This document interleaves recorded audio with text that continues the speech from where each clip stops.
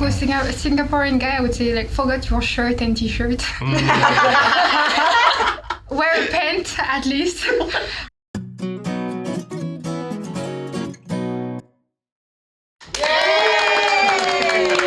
Welcome to another episode of Culture Shock. I'm Sue. And I'm Zain, and we are from Sunny Island, Singapore, and this is Culture Shock, where we have friends from other countries to come and share with us their experiences from their home countries as well as experience in Singapore, be whether they have recently or not so recently moved here. So today we are going to talk about something very interesting. Yes. It is dating culture. But before that, we need to know who they are. So hi, I'm Amandine. I'm from France and I'm an IT project manager. And I've been in a relationship for 2 years with a Singaporean. Ooh, she's dating a Singaporean. How long have you been in Singapore? 3 years. 3 years. Yes. Hey, I'm Max. I'm from Russia. I've been in Singapore for 4 years. I do YouTube channel Max Chernov, and I'm married. For how long? 5 years, Wow. 6 years, Oh, okay. around that. Yeah, so hi everyone, my name is Grace and I'm from Malaysia. I've been in Singapore for 9 years and I'm very recently attached. Yeah, so about 4 months. Yeah, I'm Cassandra. I'm from Indonesia and I've been here almost for 10 years and I'm single. Okay, here is her IG handle. DM her. So maybe to start off this whole topic, right? Maybe you guys can share how you met your current partner. So first we met on Tinder and it was like before the circuit breaker. And then like we lost contact because circuit breaker happened. And then he moved to where I live, like same block. Things happened, now we live together.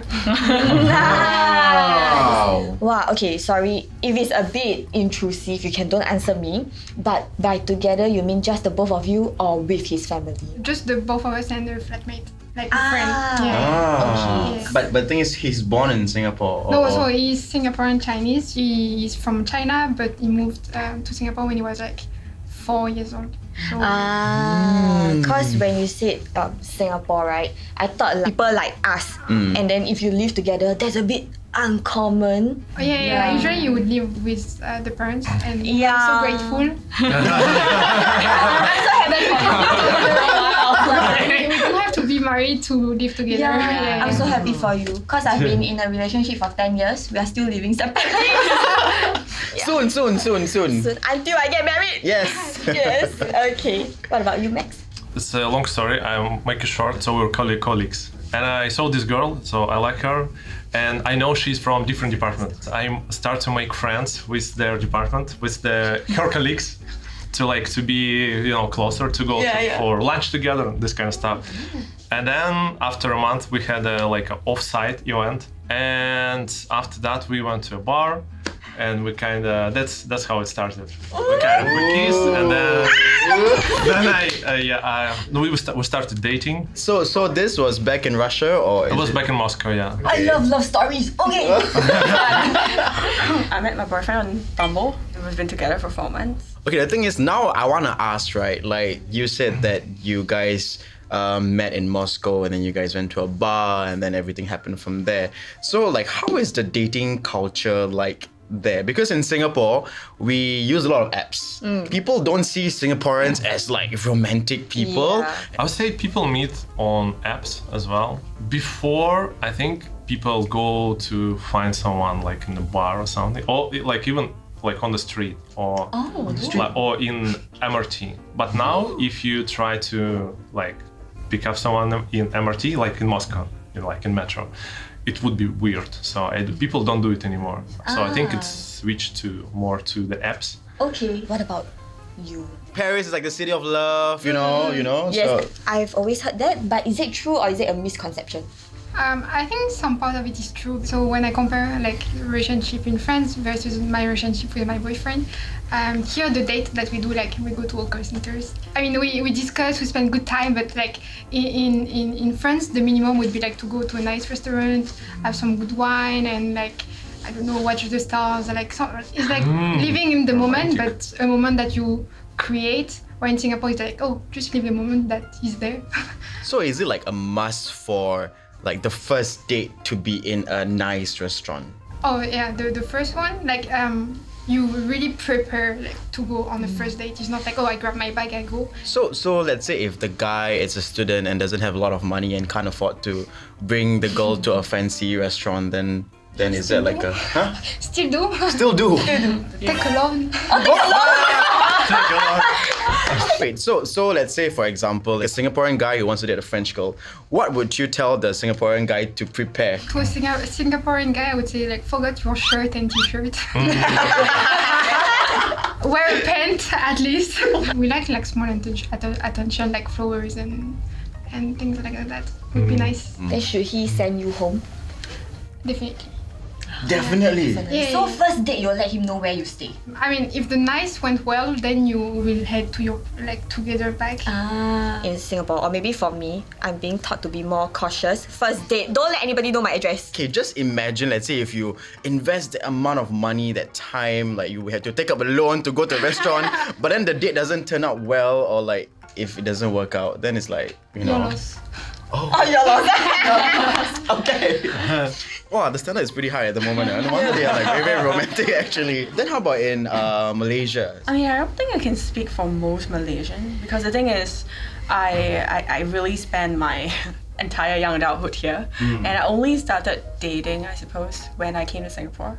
The couples that I see around me who are Malaysians are most of the time high school sweethearts. You know, like they got to know each other during like high school, and then they just are together for 10 years or so. yeah. Maybe like you. Yeah, and then they got married, and then, you know, Not it's just yet. soon, maybe. Yeah, so anyway, yeah, it's really just like that, and it's just pretty much the same as here, I suppose. Yeah, so as of how frequent dating app is being used back in Malaysia, from what I understand, at least the people around me, none of them are using dating app. No. Yeah, some of them are not even open to the idea of dating app. It could also be because of, well, it's not so safe back there. Yeah, as compared to here. Yeah, so that's why, you know, like my parents get really worried if, you know, like you're going out even with your friends. Yeah. So can you imagine if I tell my mom and say that, Mom, I'm going on a first date with a guy that I met online. Yeah, no, not happening. Yeah, so that's definitely not happening. It's a little bit different from here. Whereas here actually, I mean, once you start to get like 20-ish, 24, 25-ish, around that age, then my mom starts to be like, you know, when are you gonna get a boyfriend?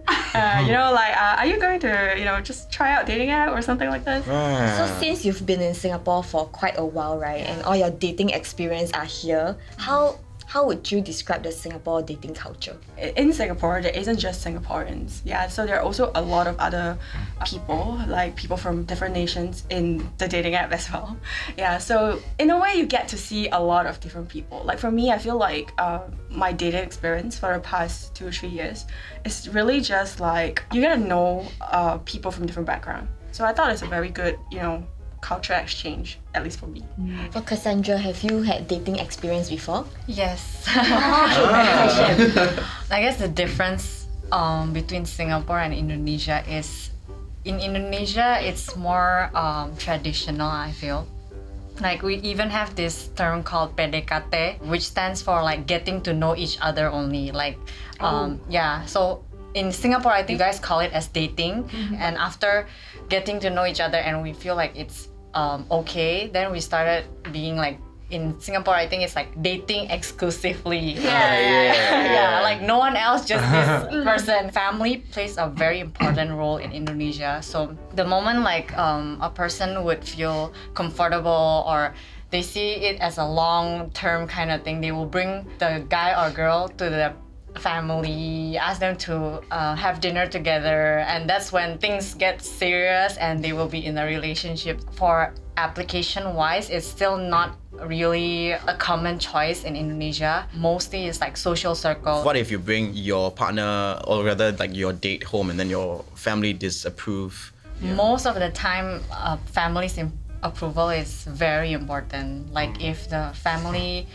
disagrees, sometimes it will lead to problems that the partners wouldn't want, so they just stop it right there. Or some couples actually thrive through everything, you know, like start from zero and stuff like that. Even in Singapore culture, I think for mine specifically, like as a Malay person living in Singapore, family is so important because if your family disapproves, then nothing can go on, man. Like regardless of how amazing the date has been or how much money you've put in, if family says no, it's a no. Which is very different from, let's say, my friends from European countries, you know, whereby it's like pretty much open. I would say in France we don't have such a thing as family approval because like, I mean, in our culture we don't feel like the family should approve or not. But actually now that I'm meeting a Chinese Singaporean, like I'm like, oh, what if they don't like me? And like in France we don't have this thing, oh, why would they not approve my partner? Because I'm the one living with that person. My boyfriend actually met my parents last summer. And I was actually worried for him because it was something that he cared about, like whether my parents are gonna like him. I was like, why wouldn't they like you? Like we live together already, and like even if they don't approve, they are living so far. Like who cares? They won't know even if we break up. So it was like, no, there isn't such a point to be worried. But in the end, I was worried for him. So But all went well. always. Nice, nice. Do you, like parents, do they also get involved? I think it's close to what you guys do in France. There is no such a thing as like family approval. Even like in this, you said like in Indonesia, it's like if they don't approve, you kind of stop dating someone. In Russia, I think it's the opposite. If they don't approve for some reason, you kind of stop talking to your parents. So basically, so because you say like, I live my life and yeah, it's like, it's my partner, I love him, I love her. It's one of the factors what your parents think, but it's not the reason. Some people get married like in France without like both side family, because like one family didn't approve but they still get married. Where like I guess it's not something that you would even like consider in Singapore, like if your family cannot be there for your wedding. Yeah, I mean, even though we are a multiracial country, right? I feel like it's the same for all races. Yeah, I think it's the whole Asian filial piety culture that we have, right? Because we have to, you know, like pay respects to our parents. And then the thing is, I think it's a very traditional, very conservative mindset, which is neither good or bad. It's just what it is. Yeah. You know? But I'm also very curious, right? In your different countries, let's say, for example, if a guy or like a girl were to meet on their first date, how would the conversation be in terms of like how to meet? Like for us, right, Singaporeans like, hey, we meet you at Orchard MRT station, the gantry, okay? You know? But like, because I see in movies, it's like the guy will go onto the girl's door and like ask permission from the dad to bring the girl out, you know? And then bring the girl back by 10, that kind of thing. So is it the same? Yeah, I guess sometimes you just you say, okay, I taxi to your place and then we go together. Wow. Maybe it's too convenient here, the transportation. I guess meet you that street.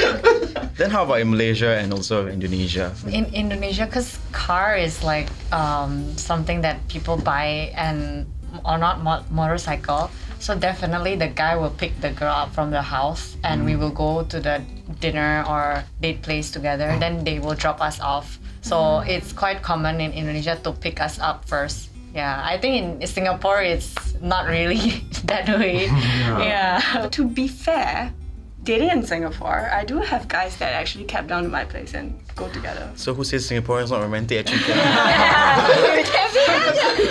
it can be just that we want or not. Because in Singapore, we live with our parents, right? It can be difficult to bring our partner back home to have some alone time. So one way to do Alone time. Yes, alone time. Sitting next to each other. Yeah, do some romantic stuff. Yeah. So one way to do it is to see when the entire family is out. Then we get our partner over, or we go on staycations. Yeah. So is this something that Staycations. you guys do as well, or is bringing somebody home not even a problem? I would say French people, because we want to feel the vibe. So if it's the right moment, it's the right moment. So I would say usually you would think about like, oh, whether your place is empty or not. Like even if you are living in flat sharing, like there are some code like you leave a socks on your door saying that you're going to bring someone home. So that everyone in the apartment knows that, oh, be careful. A lot of socks on the floor. Otherwise, like, we are not really worried about like doing it in a car or like where we vibe. In the car! In Singapore cannot! It's illegal! We are caught, we need to pay a fine, I think. Because in Singapore, so many CCTVs, but in France, you can just drive like somewhere it's a bit down. In the forest. Wow. She said anywhere where we vibe. You feel the vibe now is the time. Wow. Okay, that's so interesting. The sock though. Yeah. Maybe next time I try hang a sock outside my door. I think my parents will, what are you doing? No, they will take it and wash it for you. It takes laundry. In my case, my parents were quite open, so they actually didn't mind when I like brought my girlfriends home. Yeah, I think the thinking from like my mom was like, okay, better they stay with us in his room and doing something versus like going out and like having problems, you know. So if you have a like separate room in your place, it's kind of okay that you bring someone. Yeah. What about for both of you? I think it depends on the family. Some families are okay with bringing their partners, but yeah, as an Asian, I think it's a very big thing already. It's not really something very common to bring someone over to the place and like Netflix and chill. Even if it's Netflix and chill, it will be with the grandparents, the father, the mother, and all the siblings together. Yeah. Like if you are in the room, in the bedroom, the door can never be closed. Yeah, that's right. They really cannot close the door. That's the thing. Maybe because our parents can be quite traditional Yeah. or conservative or protective. If you close the bedroom door, they would think you're doing something. Yeah. Even if you might not be doing it. Yeah. I guess back in Malaysia, if you want to bring someone home, right, that's quite a big thing already.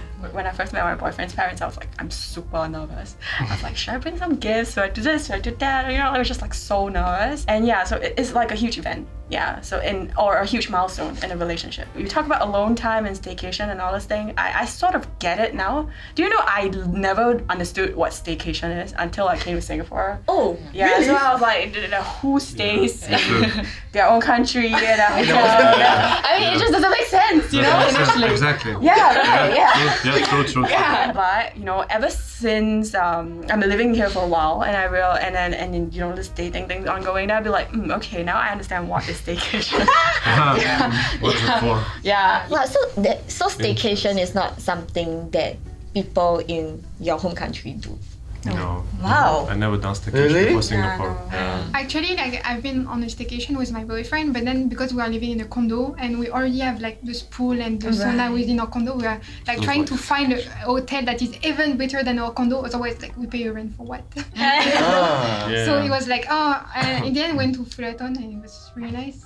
Yeah, like I once been on staycation, and the ride from my house to the staycation place was like 5 minutes. And so like I'm still like I can see my house like in the window. Like what's the point? What are the activities that like couples usually do when they are dating? Because for us, or maybe for me, the first few activities I did is to watch movies. Yes. And then after Watch that, movie. under the seat, right, we just like secretly, slowly, like that. We just hold hands. Yeah, it's like that. I would say in France we like to go like hiking or go for a walk, and then like for example the guy gonna help the girl like it's if it's too high I help you, and then like you have some skin contact. That's how you start it. Usually we like enclosed space so we can actually speak to one another. Like we don't really like movies because then we are like supposed to watch the movie and then not disturb other people.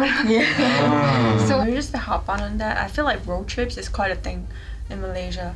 And because I mean like, people just drive across the country and then, you know, like just go on a trip together and this and that. Yeah. I think Indonesia is similar to Singapore. We just go for dinner, watch movie, and probably just meeting each other's friend, like cliques. And that's why if this couple breaks up, it's like the clique also breaks up. What about in Russia? I think we have something similar to France. Like you invite someone have a walk, to go for a walk. In Singapore, you probably don't do it because it's too hot.